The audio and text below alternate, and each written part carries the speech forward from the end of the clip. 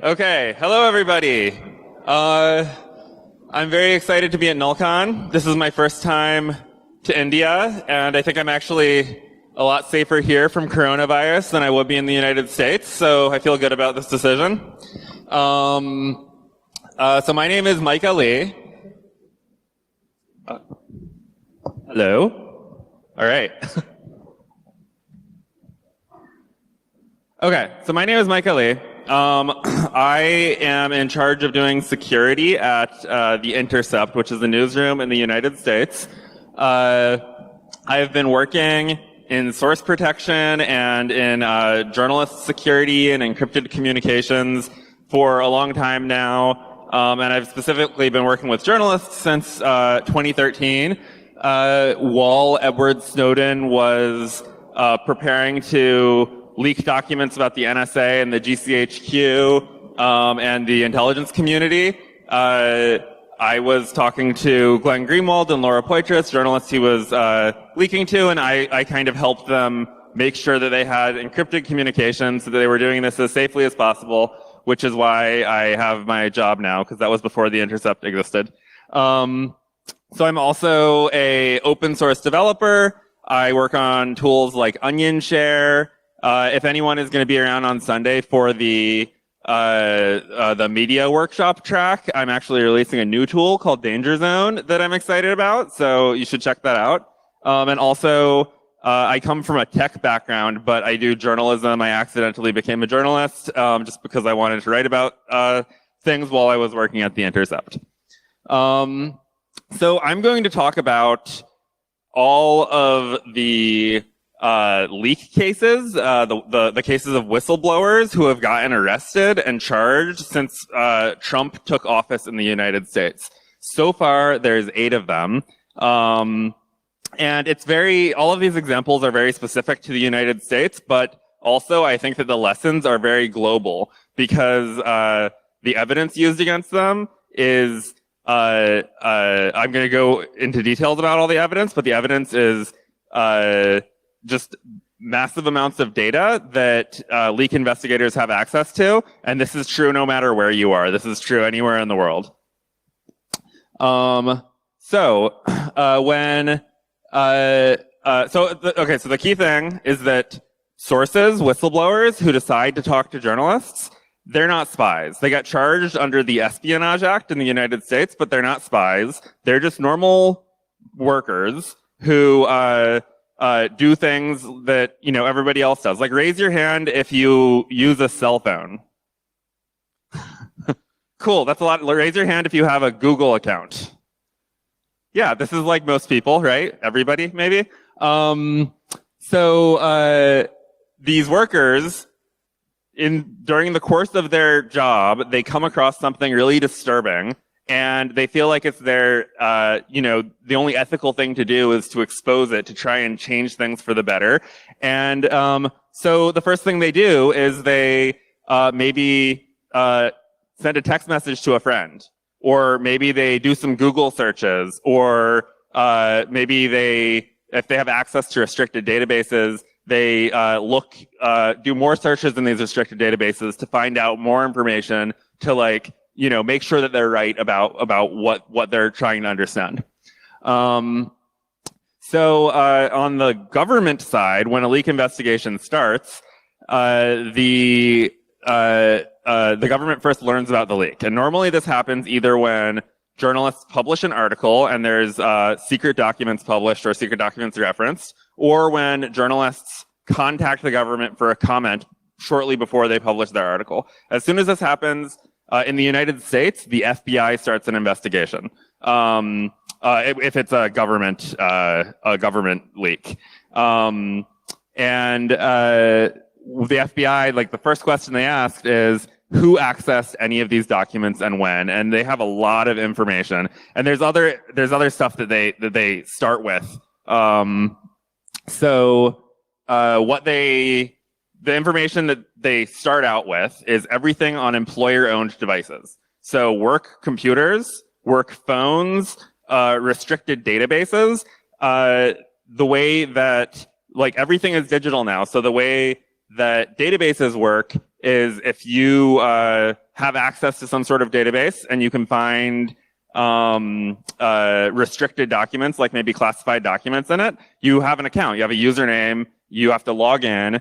Every search term is recorded with like an exact timestamp in your username. Every document you access is recorded. If you have a workstation and you print something from it, every print job is recorded and stored. And all of this information, the FBI starts with all of this. They also start with any evidence they can gather from work devices, from like work email, from anything like that. So like, for example, if you have a work computer and you use a web browser on that work computer, they have your browser history from that computer. So that's just the beginning. The rest of the tech industry, all of the big tech companies, their business model is collecting as much information as they possibly can on everyone, and the government also has access to all of this. So using court orders and using search warrants, the US government certainly has access to a lot of stuff like this, but so does the Indian government, so do governments all over the world. So if you use a Google account, Google actually has a transparency report. You can look up the Google transparency report for India and see exactly how many data requests Google complies to coming from the Indian government or coming from India in general. So if you use a cell phone, the metadata for all of your SMS messages, all of your phone calls is available. If you use a phone, you probably back it up to iCloud or to your Google account. The backups of your phones are available to investigators, and pretty much everything else. But it's more than that. It's also once leak investigators get enough evidence against a potential source, then they can get search warrants to actually like raid the houses of sources and search their devices. So like a good example is encrypted messaging apps like Signal, like WhatsApp. These are excellent because they're end-to-end encrypted. And so this means that if the government goes to Signal and says, hey, tell me everything about, tell me all the messages that these two Signal users are sending, Signal just can't do that because they're encrypted from one of the user's devices to the other user's device. But once they're on the device, they're just protected by that device's disk encryption, and very clearly this does not work very well. And so if you are a suspect and your house gets raided and you get arrested and they take your phone and then they search your phone, they can gain access to all of those messages. Okay, so when you think about whistleblowers and when you think about operational security and being very good at security and hiding your tracks, a lot of people think of Edward Snowden, but he was actually a really big exception to this because unlike almost everybody else, he made a decision early on that there was no way that he could remain anonymous, and so he decided to come forth publicly with his name as the source. And so he took all sorts of steps that were very advanced. Like one of his jobs was training people in training U.S. Like spies how to evade surveillance in China. So he had a lot of knowledge about evading surveillance, and he used this knowledge to blow the whistle, but he didn't think that he would get away with it. So rather than getting caught eventually, he decided to like go ahead and say his name, and he just used these steps in order to buy time to make sure that the information could get out there. Okay, so with that, I'm going to start talking about all of the cases of whistleblowers since Trump took office. The first one is Reality Winner. She was arrested in 2017 and charged with espionage. She was the first source that has been charged under the Trump administration. And so she was accused of leaking an NSA document. She's an NSA contractor. She's accused of leaking a document to a news organization that has widely been reported as The Intercept.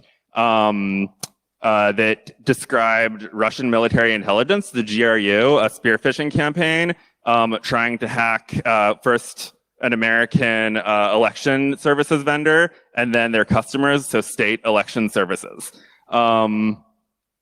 So this is going to be a common theme for everyone. The document that was published on the news website it had a crease in it, and so the leak investigators figured it was maybe printed, and they looked at their logs, and they saw that only 6 people printed this. So immediately, the suspect pool was 6 people, and they looked into all 6 of these people, and they found that Winner was the only one who had email contact with The Intercept. And the email had nothing to do with this. The email was that she emailed The Intercept asking for a transcript for a podcast episode. But that's enough. It just means that she's an Intercept reader or an Intercept consumer. And she was one of these 6 people, so she's the prime suspect.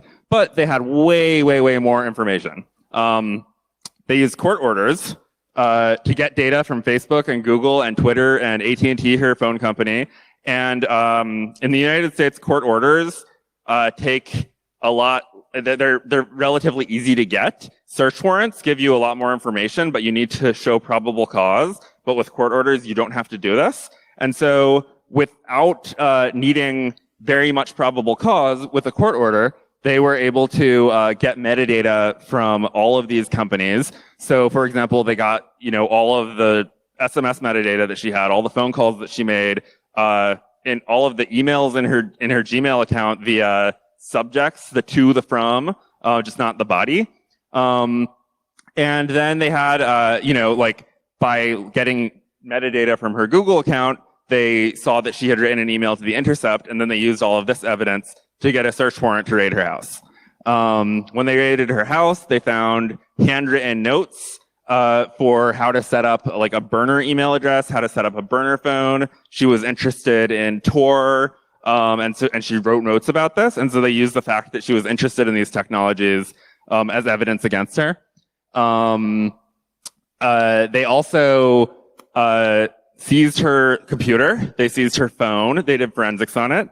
And on her phone, they found that she had a screenshot of a web page that listed the 8 secure drop addresses. And so secure drop is a whistleblower submission system. It's open source. Actually, we're having a hackathon at this conference where we can work on fixing bugs in secure drop and adding features if anybody is interested.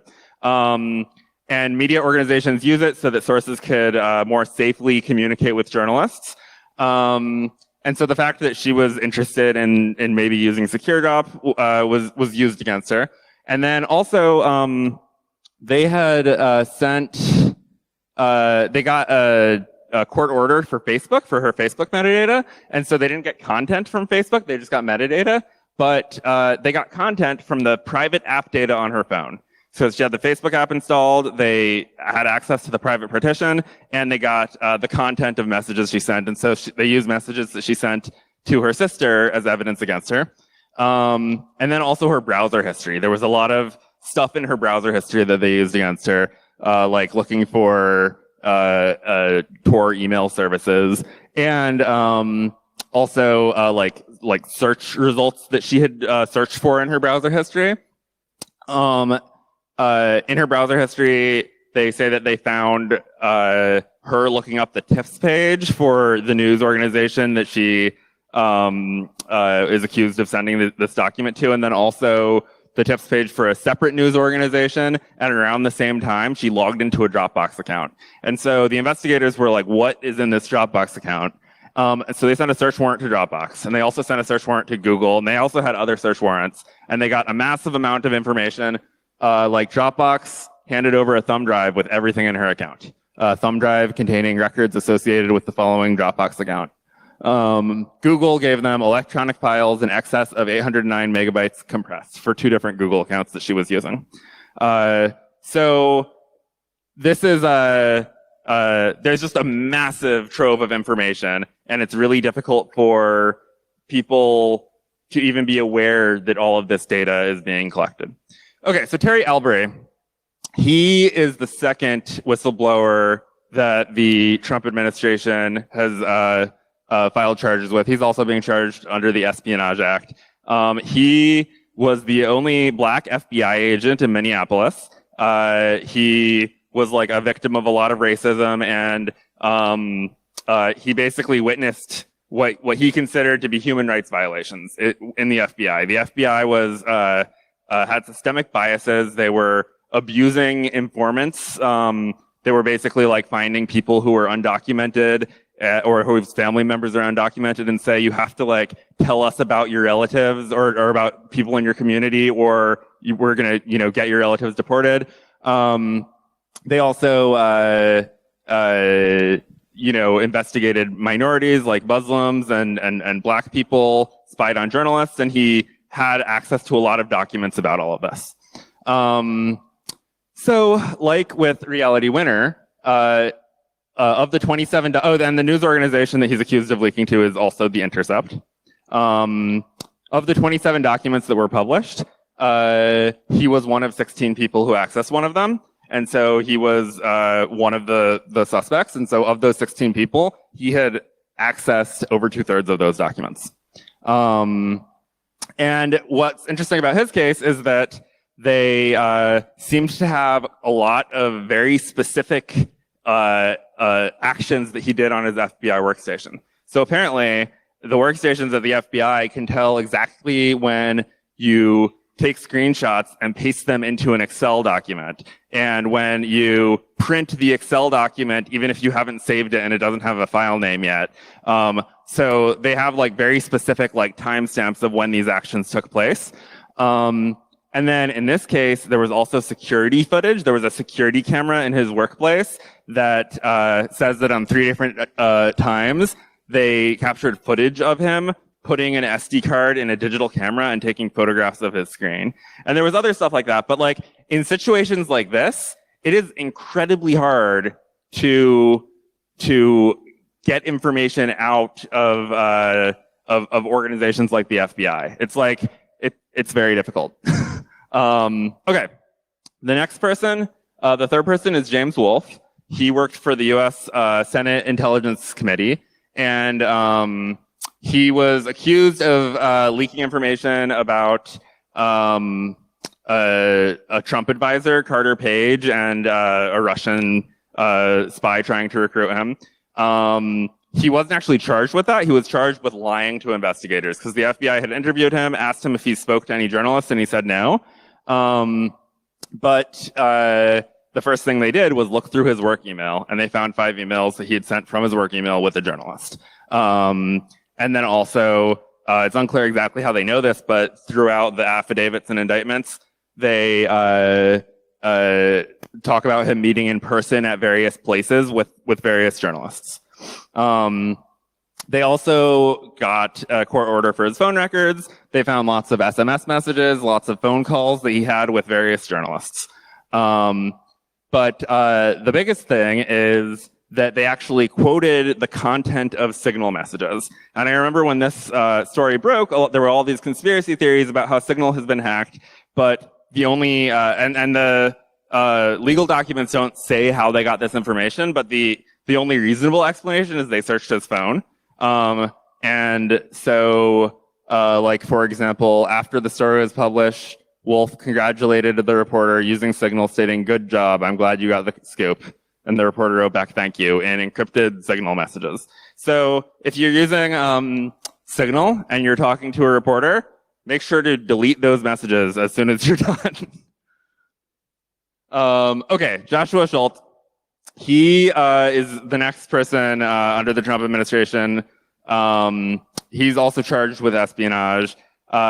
He's accused of leaking Vault 7 to WikiLeaks, which is a collection of CIA hacking tools. He was a CIA software developer. And also his case is like different than the rest because like when he during the leak investigation, they found a bunch of child sexual abuse images on his computer and a bunch of other really like gross stuff with this person. But like everybody else, there was so the FBI concluded that the data that was leaked and sent to WikiLeaks was taken from a backup server, and he was only one of 3 people with access to that backup server.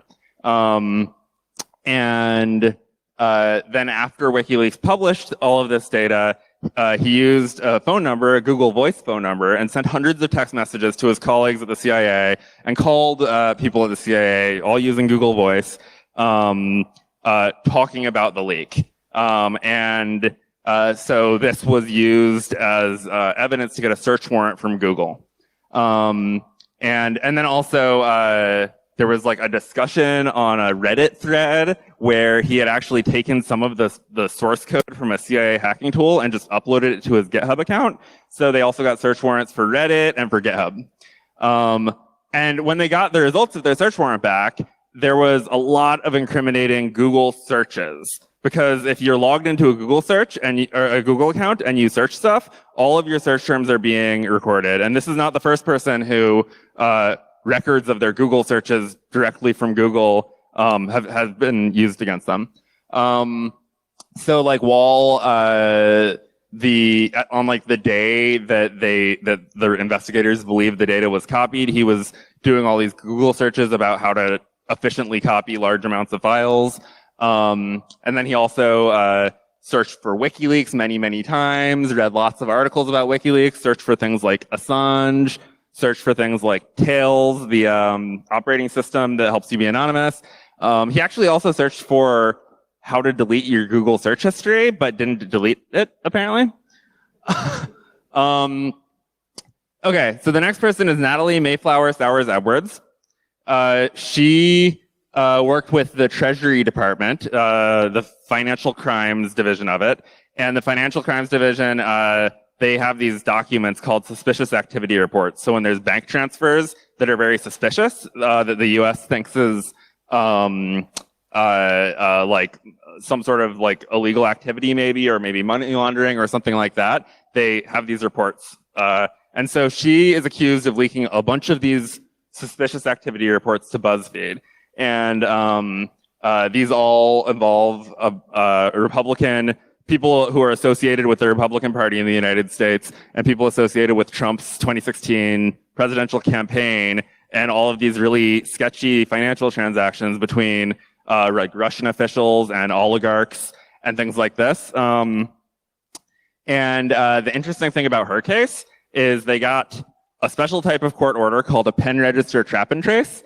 So in the United States, a pen register is, you get a pen register against a device, and that allows the government to collect metadata about that communications device, but it doesn't actually say technically how that could happen. So if you get a pen register order against a phone, you can use a stingray and intercept the data from that phone, and as long as you're just collecting metadata, that's fine. But if they used a stingray, they wouldn't be able to collect metadata from an encrypted messaging app. But in this case, they used a pen register, and it says like within approximately 6 hours after the pen register became operative, and the day after one of the articles was published, Edwards' cell phone exchanged approximately 70 messages via an encrypted application with the reporter. So they were able to get real-time metadata from an encrypted messaging app.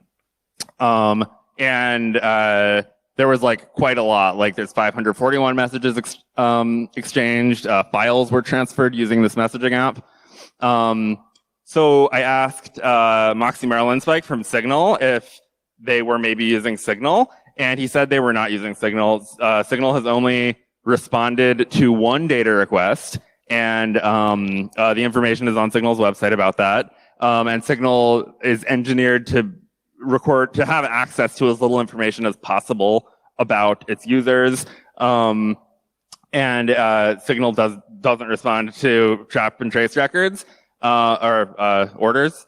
So I was thinking maybe it was WhatsApp. I asked WhatsApp and they wouldn't comment, but they did point me to their frequently asked questions for law enforcement that says WhatsApp may collect, use, preserve, and share user information if we have a good faith belief that it's reasonably necessary to respond to legal process or to government requests. And WhatsApp is owned by Facebook, and Facebook has a transparency report which actually says, publishes information about how many data requests they comply with. And they have a section for pen register trap and trace. And in the second half of 2018, when this one happened, Facebook got requests for 6,193 different accounts, and they complied with 92% of them. So I don't know for sure that this was WhatsApp, but I think it was probably WhatsApp. And I think that the key thing to know about WhatsApp is your metadata is in no way secure, and that if you are, talking to a journalist using WhatsApp, it's entirely possible that all of the metadata about that communication could be just getting sent to the FBI. And then also in this case, they got a search warrant for her Google account, and her Google search history showed her the day after an article was published, searching for the headline of the article and then clicking it. And this was used as evidence that maybe she was the source for this article. And then they also got a search warrant for her phone. They seized her phone and got the content of the encrypted messages as well. And they seized a flash drive and found 24,000 files on it that were suspicious activity reports. And this was just more evidence. Okay, so the next person, John Fry. He also had access to suspicious financial transactions, and he is accused of leaking the documents that showed that Donald Trump paid $130,000 of hush money to a porn star, Stormy Daniels, in exchange for her staying silent about their affair. So he had access to multiple restricted databases, including one run by Palantir, which is a surveillance company. And just like all of these databases, if you have an account on the database, everything that you do, every search term, every document you access and download is all being logged with your username and your timestamp. And so he conducted a bunch of searches about Michael Cohen, who was Trump's lawyer and fixer, and found a bunch of suspicious financial transactions that Michael Cohen was making. He downloaded some of them. They searched his work computer, found those files, and then they also got a court order for his phone metadata. And right after downloading them, he called someone that turned out to be Michael Avenatti, who was the lawyer who ended up representing Stormy Daniels. And then he also used the FinCEN database, which was the same database that Edwards had access to, and it logs everything in the same ways. And he did a bunch of searches related to Michael Cohen there. And he also made phone calls to a reporter. And then eventually they got a search warrant to seize his phone. They searched his phone. They saw what WhatsApp messages he sent. And they saw the content of the WhatsApp messages, including him saying, "Thank you, beautifully written," after an article was published. Okay, so the next person, Daniel Hill. He is a peace activist. He's outspoken member of Veterans Against the War. He's a drone whistleblower. He worked for 5 years in the U.S. drone assassination program.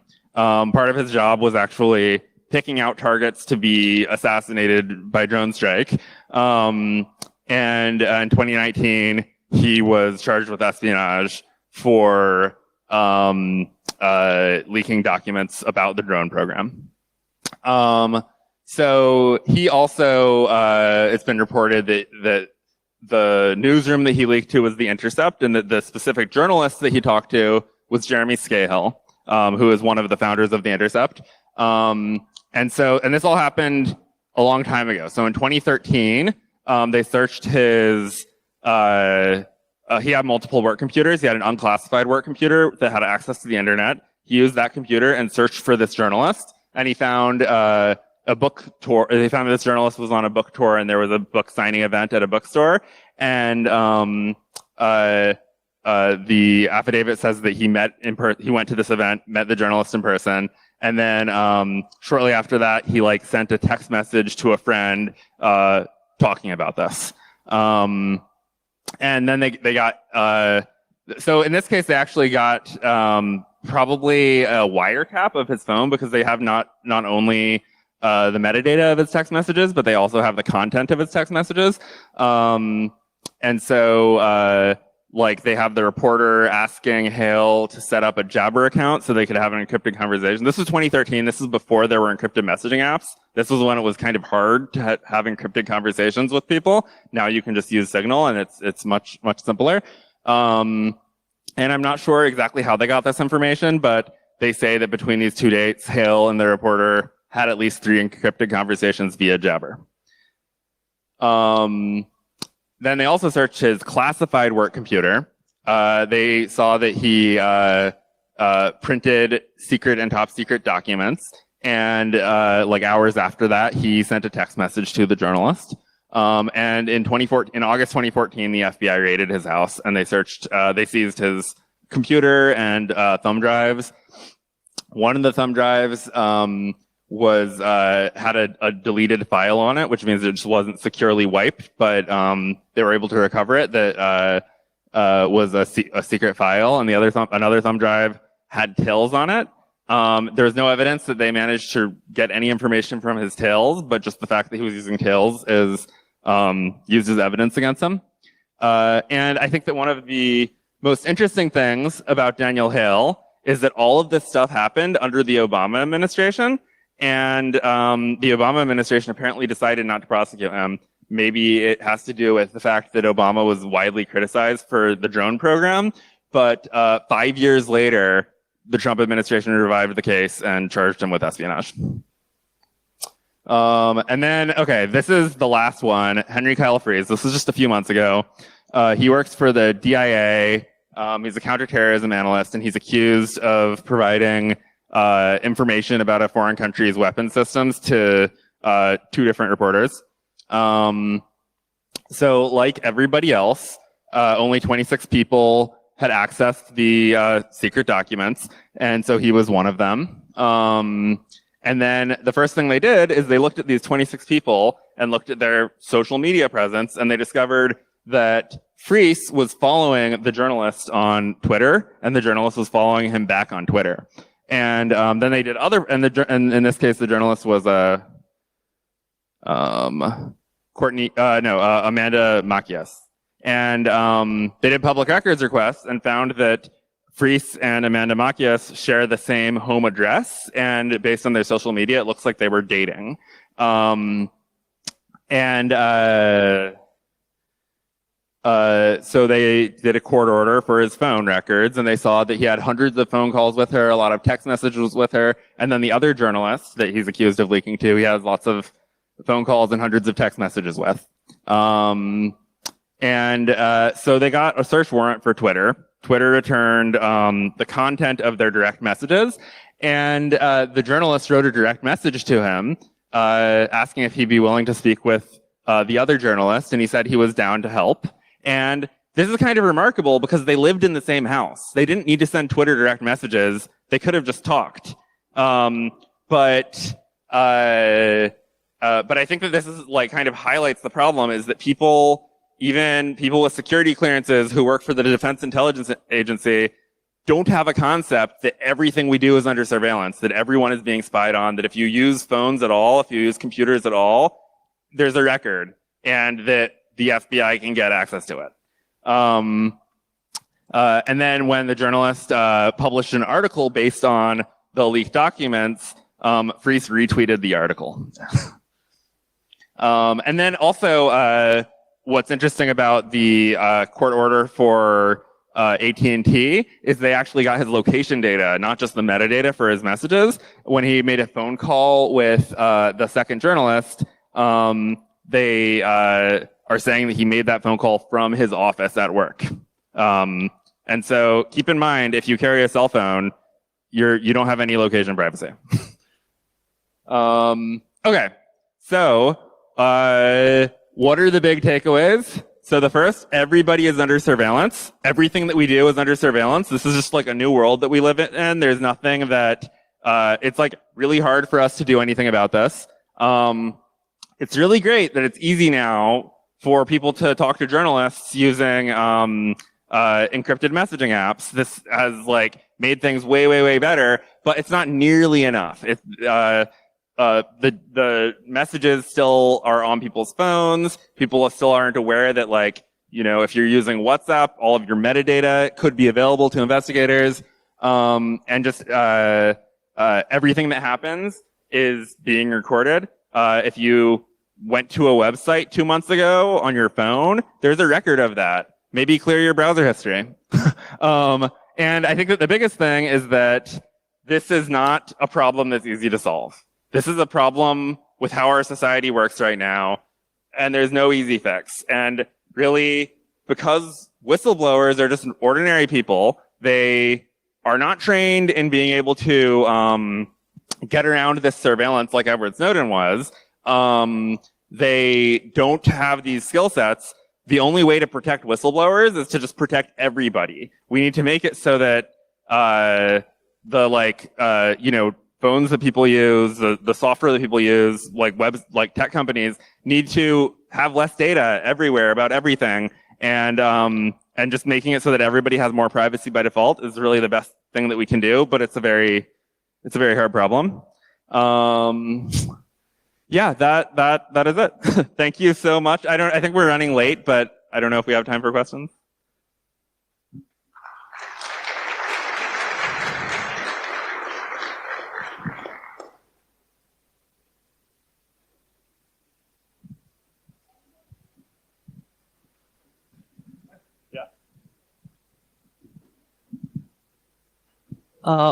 You spoke about, or you mentioned some apps and tools to use to ensure encrypted communication to safeguard us from surveillance and stuff like that. That's a technology aspects of it. What about the legal aspects? Legal aspects. What does it law? So I'm not very familiar with law outside of the United States, but in the United States, there's nothing illegal about encryption. You're allowed to do stuff privately. Like it's illegal to share classified documents. But it's not necessarily unethical to. In many cases, it's ethical to share classified documents. But in terms of just using the technology, in terms of just talking to people using encryption, talking to people anonymously, in the United States, it's completely legal.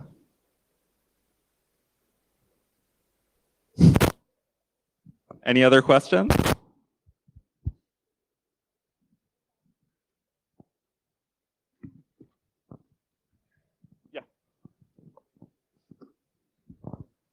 So you spoke about signal messages being extracted from the device, right? So wouldn't that require physical access to the device and the encryption to be lifted off by the owner of the device? So is he supposed to comply with the FBI and give him his passcode, or how does that work? Yeah. So in order to get signal messages from devices, they need physical access to the device. Yes. It is also possible that a device could be hacked remotely and the data can be stolen from it. But in all of these cases, they had physical access because they raided their houses and arrested them and took their phone. And then in terms of disk encryption, phones these days, most phones that are new have disk encryption, and the encryption is as strong as your passcode. But a lot of people have really weak settings, and in many cases this can be defeated. And also in many cases, a court can order someone to unlock their phone for investigators, and then they have an extra choice of okay, do I want to go to jail for a long time for contempt of court, or do I want to just comply because they're going to get in anyway? Okay, thanks.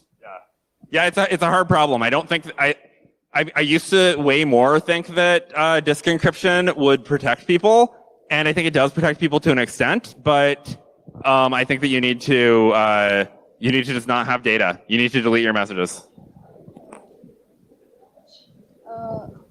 About that, I'm curious because most of the NSA and all people, they don't know about the stuff like privacy and DuckDuckGo or something like that. Because I'm just curious because they should know about these and why they are not even using those kind of stuff. I think that people who, are contractors for the NSA and other things, or the CIA or whatever, and they're doing Google searches while they're logged into their Google account instead of using DuckDuckGo. I think that it's the same reason why Google is much more popular than DuckDuckGo go in the larger society, right? People like the defaults, the things that like the majority of almost everybody uses are not private at all. And I don't think that just because you work for an intelligence agency means that you're more likely to use one of the private options. And I think that's the problem. Like if Google didn't record your search history by default, if that setting was just turned off by default, then a lot of people would not be in prison right now. Hi, Micah. I have two questions for you. One is from the Pegasus attack. We've seen how devices were compromised using a 0-day in the WhatsApp video calling facility. And from our understanding, once Pegasus is on your device, you can't remove it.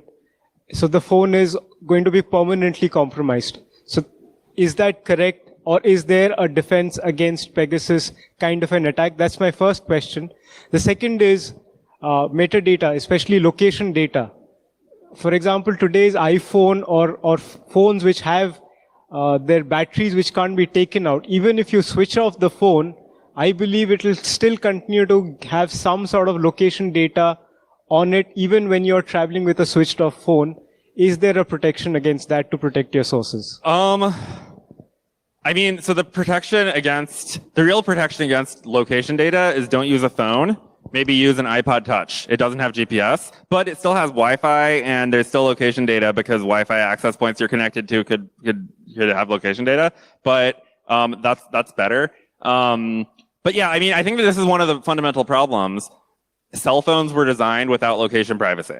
That's just how they were built. That's just how they exist now. It's possible to engineer cell phones in such a way that there's location privacy, but you need to completely upgrade the entire cell phone network for this to work, and nobody is interested in it because the governments really like having everyone being tracked. And then your first question about Pegasus is, I mean, this problem isn't unique to Pegasus. I think Pegasus is like a well-known piece of malware, but really, like, whenever there's any attacker that uses a 0-day to compromise your device and puts malware on your device,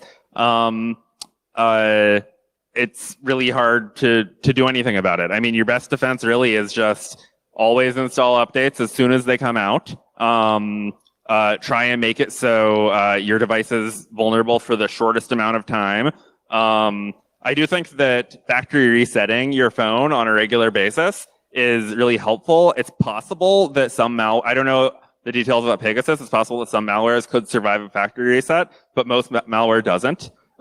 Even for like iOS, rebooting your phone, often sometimes your phone could get hacked, but there's no way for the malware to persist. So if you reboot, the malware is gone. So rebooting, factory resetting on a regular basis is, getting a new phone sometimes. Hello. From a philosophical point of view, I would like to know your opinion on an FBI you making use of a stingray attack on a whistleblower versus the legality of a whistleblower trying to expose some critical document which could really hamper the country's defense or something like that. So your question is, what's the ethics of a whistleblower? Ethics, from an ethical point of view, what do you feel? What's your opinion? Because if you look at it from the government's perspective, maybe they're doing right. If you look at it from the perspective of the rights aspect, maybe the person who's doing it is always right. Yeah, I mean, I think that there's just with ethical questions like this, it's always case by case. It really depends on what it's about, and I feel like there's definitely good, important work that the FBI does and secrets that are important for them to keep secret. But also if they're doing this to systematically violate rights of everyone of a certain religion or something like that, I feel like it's ethical to expose that. I feel like there's greater good happening if you expose that stuff. In terms of legality, it's definitely illegal. Hello, sir. Hello. Am I audible? Oh yeah, SecureDOP and Tor are both pieces of software that we will be working on at the hackathon here. If anybody wants to come. Yeah, so simply means if you want to be whistleblower, first you need to learn how to become whistleblower, isn't it? Yeah, and how do you learn to become a whistleblower without doing a Google search? Yeah. Okay. Yeah, and that's the hard problem is that there's like some stuff that there's some projects that are being worked on that will make this easier. Like I don't know the current state of it, but Firefox is working on building Tor browser directly into Firefox. So if you have Firefox, you go to like super private browsing mode, and then you're anonymous, and you can do searches, and then it's like actually anonymous as opposed to just normal private browsing mode or incognito mode. And there's things, and so like if people actually use this when they're searching for how to be a whistleblower, it'll help. But yeah, it's a really hard problem. How are you going to do research on the internet about how to be safely before you know that information? And it's just an unsolved problem.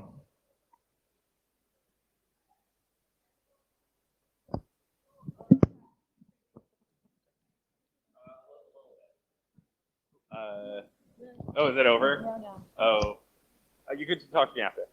Okay. Okay. Thank you, everybody. Thank you, Mr. Lee, for sharing your valuable knowledge with us.